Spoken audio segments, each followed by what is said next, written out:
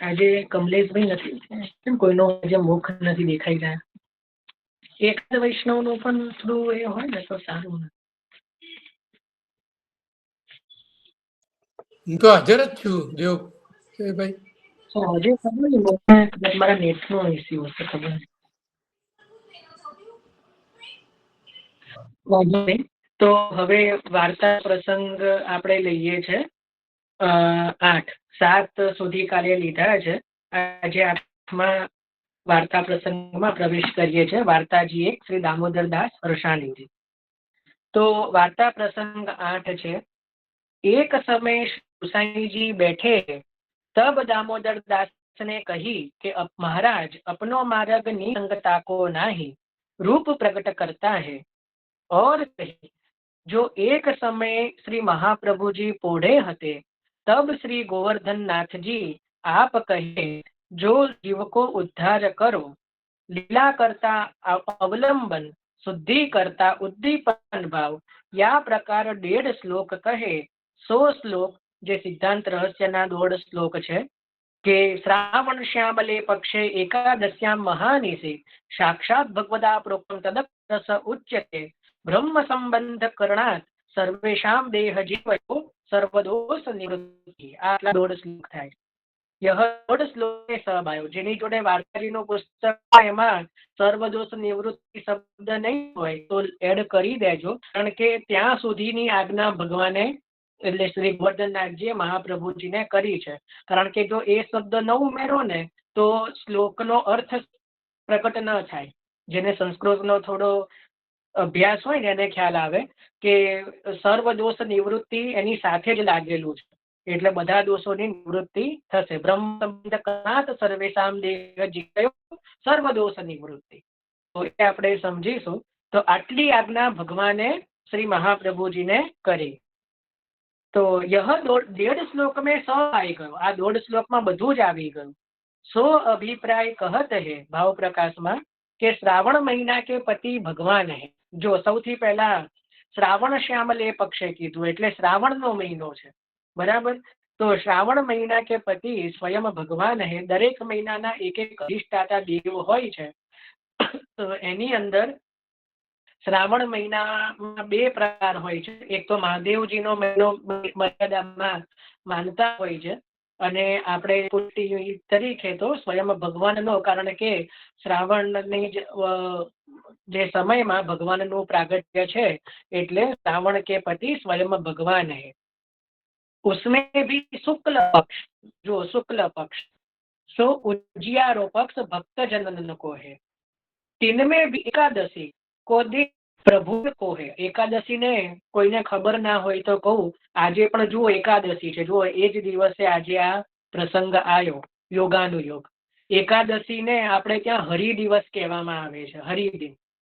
તમે કોઈ ગોકુલનાથજીના ટિપ્પણીજી જુઓ ને તેમાં તો સ્પષ્ટ લખ્યું જ હોય છે કે હરિ દિવસ, હરિદિન તરીકે. એટલે એકાદશી કો જો દિન હે પ્રભુ કો હે. તો અને બીજું એકાદશ ઇન્દ્રિય કી શુદ્ધિ ભક્તજન કો કરાવે કહીએ. કોઈને એવું યાદ આવે છે કે આપણે સેવામાં એવો કયો ગ્રંથ નિત્ય લઈએ છે કે જેમાં 11 શ્લોક છે? હેન્ડ રેઝ કરજો જેને ખબર હોય. કયો એવો આપણે ગ્રંથ લઈએ છે જેમાં 11 શ્લોક આવે?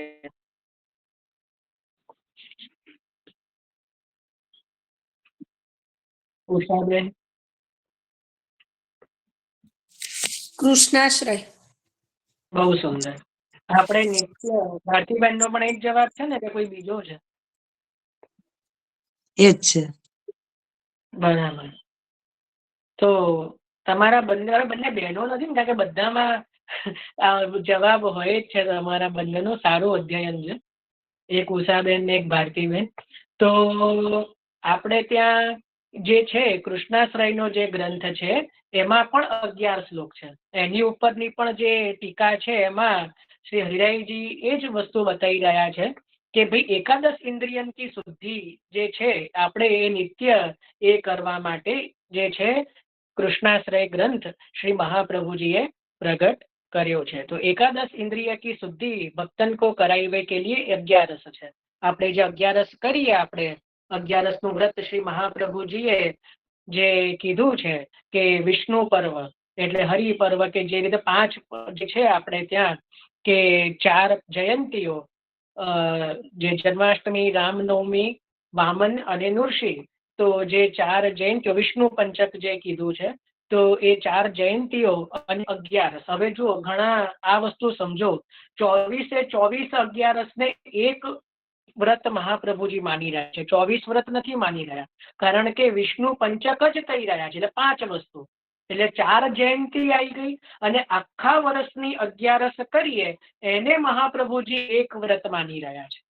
સમજ પડી? 24 વ્રત લીધા તો પછી 24 અને 4 28 થાય, વિષ્ણુ 28 એવું કંઈક શબ્દ વાપરવો પડે. એવું નથી કહેતા, મહાપ્રભુજી વિષ્ણુ પંચક શબ્દ વાપરી રહ્યા છે, એટલે બધી જ 11 ને એક વ્રત માની રહ્યા છે. એટલે ઘણા કે અમે તો 11 થાય તો કરીએ, ક્યાં તો અમુક 11 કરીએ, અમુક 11 ન કરીએ, તો મહાપ્રભુજીના મતે કોઈ 11 થઈ જ નથી, કારણ કે બધી જ 11 જો નિયમથી થાય તો એને મહાપ્રભુજી આખા વર્ષની બધી 11 ને એક વ્રત માની રહ્યા છે. સમજ પડી? તો હવે એ કીધું કે એકાદશ ઇન્દ્રિય કી શુદ્ધિ ભક્તન કો કરાવે કે લીએ 11 નું પ્રાગટ્ય છે. અને મહાનિશી, જો શ્રાવણ શ્યામલે પક્ષે એકાદશ્યામ મહાનિશી કીધું. આપણે ત્યાં સેવામાં પણ મહાનિશી આવે છે, રાત્રિની સેવા. કયા કયા દિવસે હોય? જો કે આજે સમય બધો વધારે થઈ ગયો છે, આપણે હજી આમાં કાલે લઈશું થોડું. આજે આપણે થોડું કેટલું આ મહાનિશી સુધી રાખીએ. આપણે ત્યાં ઠાકોરજીની સેવામાં કે આપણી સેવા પ્રણાલિકામાં જે છે મહાનિશી એટલે જે કહેવાય રાત્રિએ પણ સેવાનો ક્રમ કયા કયા દિવસનો હોય છે.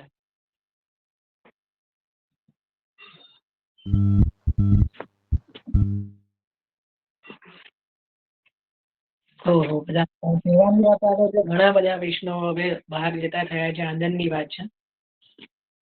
પણ હું કોઈ નવા વૈષ્ણવને હવે આપણે કહીએ જો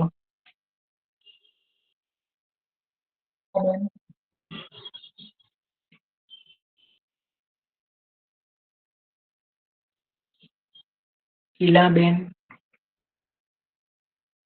આ દેવ પ્રબોધિજીની મહાનિશી, પછી શ્રાવણ મહિનાની, પછી જન્માષ્ટમી અને જન્માષ્ટમી દેવ પ્રબોધિજીની,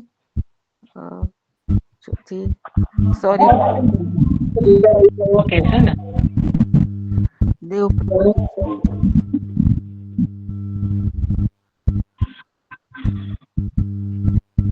શરદ પૂનમ. હા, પૂનમ, રાસોત્સવ. સુંદર સુંદર. હજી એક રહી છે, કોઈને યાદ આવે તો કહો. દેવ. પવિત્ર એકાદશી. દીપાવલી.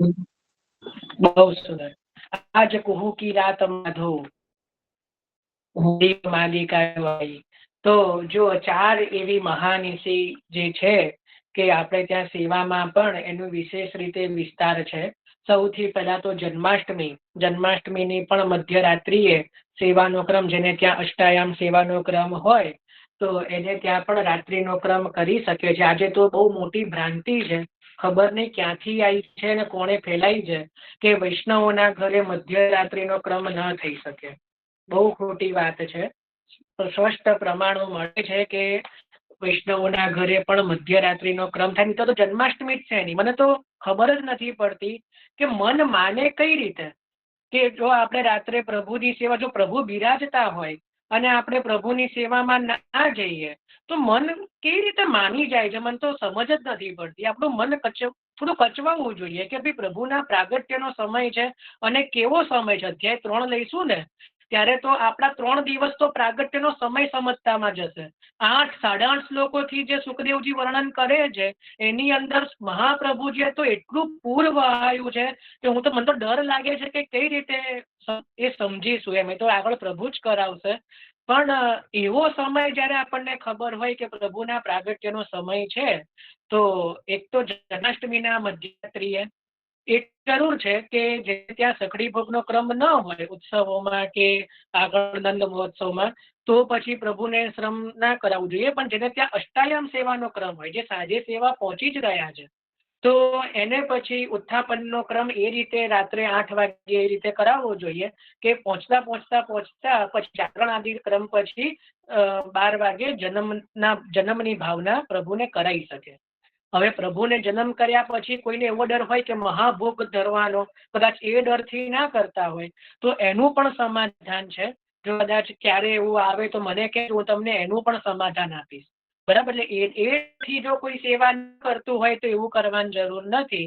એ પણ એ ખોટી વાત છે. આપણે એનું પણ સમાધાન કરશું, પણ બને એટલા પ્રભુની સન્મુખ રહીએ. આપણે સુતા હોઈએ અને પેલી બાજુ પ્રભુ નંદ ઘેર આનંદ કરે તો એવું આનંદ આવે. અને આપણે મસ્ત 12 વાગ્યા એટલે કે ચલો 12 ટકોરા થઈ ગયા એટલે સુઈ જાવ, આપણું તો જન્માષ્ટમીનું વ્રત થઈ ગયું. એટલે અને ઘણા તો 12 વાગ્યા પહેલા થઈ જાય. હવે ઘણાને શરીર ને એવો હોય એટલે એમાં વાંધો નહીં, પણ જેનું ખરેખર શરીર આમ રોજ 12 વાગ્યા સુધી જાગે પણ જન્માષ્ટમી હોય ત્યારે ઊંઘ આવી જાય, એટલે થોડું વિપરીતતા થઈ જાય. તો એમાં આપણે બહુ નથી પડતા. પણ પહેલો જે છે મહાનિશી એ છે જન્માષ્ટમીની રાત્રિ. બરાબર. બીજી મહાનિશી છે એ છે દેવ પ્રબોધિની. જ્યારે પ્રભુને 4 જાગરણ આદિનો જે ક્રમ હોય, 4 ભોગ આવે, એ મંદિરનો ક્રમ છે. ઘરે પણ જેને આજ્ઞા હોય એ કરી શકે છે, એમાં પણ કઈ વાંધો નથી. આજ્ઞા હોય તો થઈ શકે. તો ત્યાં મહાનિશી પ્રબોધિની જે છે કે એમાં પણ પ્રભુને જે આખી રાત્રિ પ્રભુ જાગે છે, રાત્રિ જગો કહેવામાં આવે છે. ત્રીજી મહાનિશી જે છે એ છે શરદની. શરદની રાત્રિમાં સેવાનો પ્રગટ ક્રમ નથી આપણે ત્યાં. પંચમ ઘરમાં તો બપોરના 3-4 વાગે તો પ્રભુને શયન થઈ જાય એ શરદ પૂનમમાં, કારણ કે પ્રભુ રાસેશ્વર છે ચંદબાવા. તો રાસમાં પધારે ત્યાંનો ક્રમ અલગ છે. પણ જે નવનીત પ્રિયાજી આદિમાં જે છે એમાં ભીતરનો બધો ક્રમ ચાલે છે કે શયન પછી આખી સજાવટ થાય, આખો રાસનો ચોતરો સૈયાજી બધો પ્રભુ એ સમય અગ્નિમાં પોઢે. તો રાત્રિના સમય અને ઘણા બાળકોને એવો ક્રમ હોય કે એ રાત્રિ પણ પછી નિંદા લે રાસ પંચાધ્યાયી પાઠ કરે. જે છે એ આખી જયારે પ્રભુને અનુસર થઈ જાય, આપણે તો પ્રભુને પોરાડવાના જ હોય છે ગુરુ સેવાના ક્રમમાં, પણ એ રીતે કે રાસ પંચાધ્યાયી નો પાઠ થાય. કદાચ રાસ પંચાધ્યાયી શ્રી ભાગવતજીની ના પણ આવડતી હોય તો નંદદાસજીની પણ રાસ પંચાધ્યાયી વ્રજ ભાષામાં મળે છે. તો એનો પાઠ જે છે એ પણ કરવાની રીત ક્યાંક છે. તો એ દ્વારા રાસનું અનુસંધાન કરવામાં આવે છે. તો એ રાસની પણ મહાનિશી છે. અને ચોથી જે ઘણા ઓછાને ખબર હોય છે કે દિવાળીના દિવસે જે પ્રભુ હટડીમાં બિરાજે અને એ દિવસે પ્રભુ હટડીમાં જ શયન કરે, જ્યાં મંદિરનો ક્રમ હોય. આમ તો ઘરે પણ આ ક્રમ થઈ શકે જો અનુકૂળતા હોય તો હટડીમાં ત્યાં પછી દિવસે પ્રભુને શૈયામાં નથી કરાવવામાં આવતા, હટડીમાં જ પ્રભુ પોઢે. અને એ દિવસે આપણે ત્યાં પોઢવાના કીર્તન પણ થતા નથી. માન અને પોઢવાના કીર્તન દિવાળી દિવસે થાય નહીં, પણ પાસા ખેલત હે પિય પ્યારી એ પદ પરમાનંદાસજીનું ગાવામાં આવે છે. પ્રભુની આગળ ચોપાટ બિછાવવામાં આવે, પાસા પધરાવવામાં આવે અને પછી આજુબાજુ અન્નકૂટ વગેરેની સામગ્રી, અંસળી આદિની દૂધઘરની જે સિદ્ધ કરીને રાખી હોય એમાંથી થોડા નંગ છાબમાં પ્રભુની આજુબાજુ પધરાવવામાં આવે. તો આખી રાત જે પ્રભુ છે એ ચોપાટ ખેલે છે, એ ભાવથી પાસા ખેલના કીર્તન એ દિવસે કરવામાં આવે છે અને પ્રભુ તો જાગે છે. હવે જો એનો એ દિવસનો જે ક્રમ છે ને, બહુ મજાની વાત કહું, કેવું અત્યારે બદલાઈ ગયું છે. ગોસાઈજીએ એ ક્રમ એટલા માટે રાખ્યો છે દિવાળીના દિવસનો કે બીજા દિવસે અન્નકૂટ હોય, બરાબર, એકમનો. એટલે પહેલાના સમયમાં આખી રાત બાળકો અને વૈષ્ણવો જાગીને સામગ્રી કરતા. આખી રાત વૈષ્ણવોને બાળકો જાગીને સખડીની સામગ્રી કરતા. તો પ્રભુ એટલા બધા કોમળ હૃદયના છે. તો શ્રી નવનીત પ્રિયાજીએ ગોસાઈજીને એવું કીધું, એવી આજ્ઞા કરી કે આપ જગ રહ્યો ના તો હમકુ ભી જગનો હે. જો આપ જાગો છો, કારણ કે દેવ પ્રબોધિનીમાં અમે જાગીએ છીએ, એટલે પ્રભુ જાગે છે, તો આપ જાગો છો. તો હવે દિવાળીના દિવસે આપ જાગી રહ્યા છો, તો અમારે પણ જાગો. અરસપરસનો સંબંધ છે. જેને સમજ પડે એના માટે છે કે ભાઈ પ્રબોધિનીમાં પ્રભુ જાગે છે, પ્રભુ આખી રાત્રિ જગો, તો એ સેવકનો ધર્મ છે કે આપણે પણ જાગવું જોઈએ. પછી આપણે પડી જઈએ અને પ્રભુ જાગે એવું ન ચાલે. તો જો ગુસાઈજી જે આપ જાગી રહ્યા છો પ્રભુજીના દિવસે, તો એના બદલામાં જે દિવાળીના દિવસે આપ આખી રાત સેવકો સાથે મળીને સામગ્રી સિદ્ધ મારા અન્નકૂટની કરી રહ્યા છો, તો અમારે પણ જાગવું જોઈએ. એટલે ગુસાઈજીએ વચ્ચેનો એવો એક રસ્તો રાખ્યો કે ભાઈ પ્રભુને શૃંગાર સહિત જે ઘંટડીમાં જ પોરાડવામાં આવે, પાસા પધરવામાં આવે, ચારે બાજુ સામગ્રી એટલે આગળ બધી સામગ્રી પ્રભુની ધરવામાં આવે, અને એ દિવસે શયનમાં એટલે પોઢવાના અને માનના કીર્તનનો ક્રમ ત્યાં સેવામાં આપણે ત્યાં નથી. તો આ રીતે 4 મહાનિશી જે છે, મહાનિશી એટલે કે જે દિવસે રાત્રિના સમય સેવાનો ક્રમ છે. અને 5મી મહાનિશી, આમ તો હજી 2 મહાનિશી જે ભાવાત્મક રીતે છે. કઈ 2 મહાનિશી? કોઈને કઈ ભાવ આવે છે?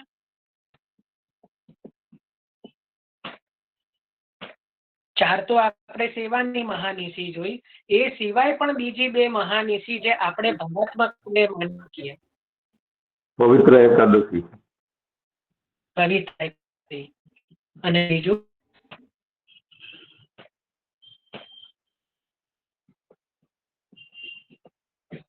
ચાલો હું કહી દઉં છું. મહાપ્રભુજીનું પ્રાગટ્ય ક્યારે થયું? ચૈત્ર 11. પણ ક્યારે? 11ના દિવસે મધ્યરાત્રિના થયું કે ના થયું? મહાપ્રભુજીનું પણ પ્રાગટ્ય મધ્યરાત્રિનું છે, ચૈત્ર 11. બરાબર? કહેવાનું કોઈ ક્રમ નથી, કોઈ એનું ક્રમ નથી. પણ આપણા માટે તો મહાનિશી થઈ કે ના થઈ કે મધ્યરાત્રિના શ્રી મહાપ્રભુજીનું પ્રાગટ્ય થયું. એ મહાપ્રભુજી પણ મધ્યરાત્રિએ પ્રગટ્યા, અને અહીંયા શ્રાવણ વદ 11 શ્રી ગોવર્ધનનાથજી જે બ્રહ્મ સંબંધની આજ્ઞા કરવા માટે પણ મધ્યરાત્રિએ પ્રગટ થયા. સમજ? હજી એક વાત હવે મારે કાલે લેવી હતી, પણ હું લઈ લઉં. અમુક બાળકો એવી આજ્ઞા કરે છે કે અપને લીએ, अपने એટલે જેના ભાવ હોય, જે अपने लिए जन्माष्टमी से भी अधिक उत्सव पवित्रा को है, पवित्र एकादशी नो, કે જન્માષ્ટમી થી પણ અધિક મોટો ઉત્સવ પવિત્ર એકાદશી નો છે. કેમ કીધું હશે? જન્માષ્ટમીમાં પણ પ્રભુનું પ્રાગટ્ય થયું, પવિત્ર એકાદશીમાં પણ પ્રભુ જ પ્રગટ્યા, પણ અપને લીએ તો પવિત્ર એકાદશી જે છે એ જન્માષ્ટમી થી પણ વિશેષ છે.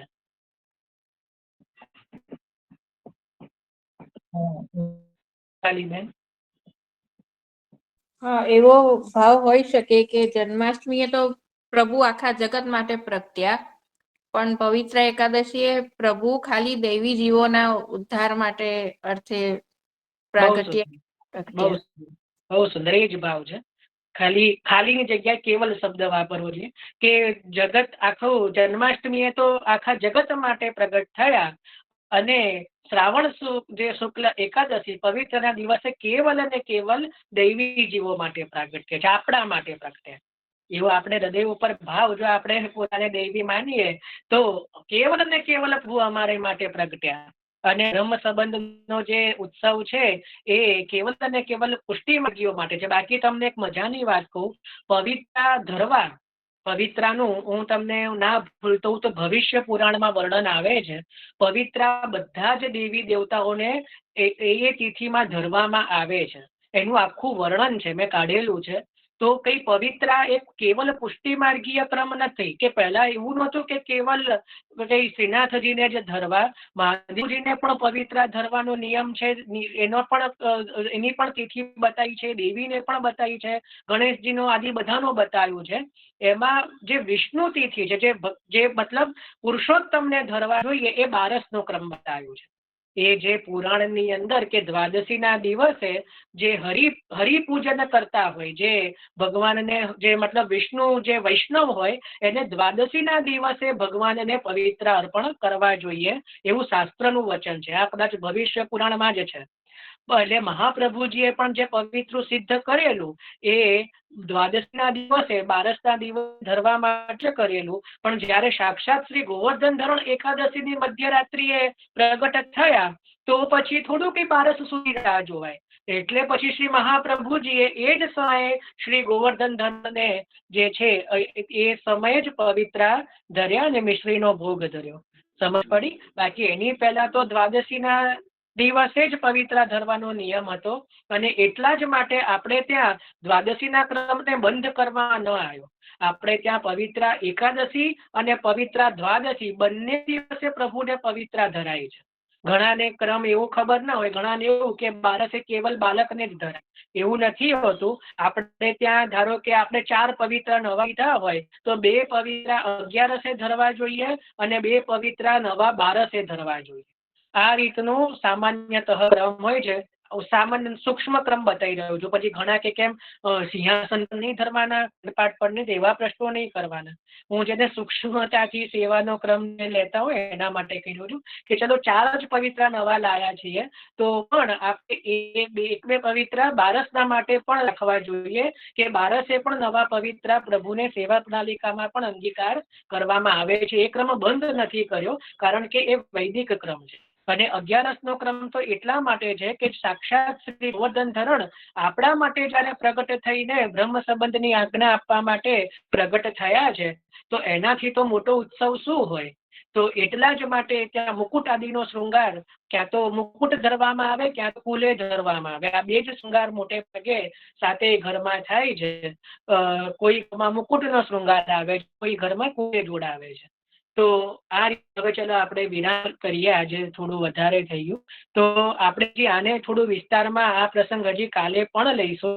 તો આજે આપણે અહીંયા સુધી રાખીએ છીએ મહાનીતિના ક્રમ સુધી, અને કાલે આપણે આ પ્રસંગને હજી થોડું વિસ્તારથી પણ ચિંતન કરીશું.